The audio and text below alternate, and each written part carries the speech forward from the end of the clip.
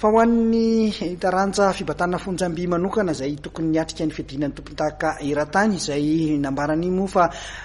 nolazain'ny ministeran'ny tanora sy ny fanatanjahantena fa nahazo ny vola izy ireo dia nanamafy izany Andriamanarivo Arnel filohan'ny federasiona fa dia nahazo vola amin'ny ampahany izy ireo izay tsy nahafahany izy ireo niatrika izany fiadina ny tompon-tahaka eran-tany izany kanefa dia nambarany fa efa nivoaka ary fantatra izy ireo fa efa taony vola tokony nandehan'izy ireo kanefa dia tsy nomena azy ireo fa dia ny ampahany ihany dikan'izany dia tsy afaka niatrika izay fifaninanana izay izy ireo manazava indrindra ny fizotran'izay resaka vola izay Andriamatoa filohan'ny federasiona malagasy ny taranja fibatana fonjamby. Laza ny ministeran'ny tanora sy fanatanjahantena fa hoe efa nomena ny volan'ny fibatana fonjamby. Aloha zava ny resaka izay dia mangarahara hatrany ny vola nanaovana demande tany amin'ny fanjakana 89 millions d'ariary. I vola io efa tonga tamin'ny alohan'ny andanana anao Jeux africains Jeux olympiques des jeunes efa tao le vola io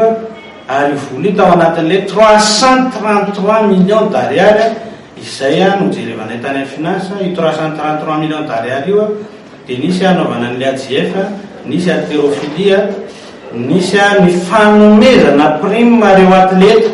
izay sangany taty amin'ny continental nefa tsy mbola nisy atleta nahazo fa tsy mibary arery any izay mbola qualifié fa tsy mbola champion.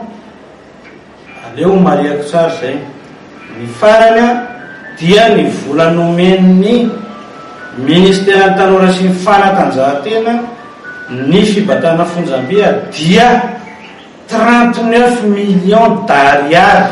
39 millions d'ariary. Areto izay dia mbola mangataka hoe aiza ny ambiny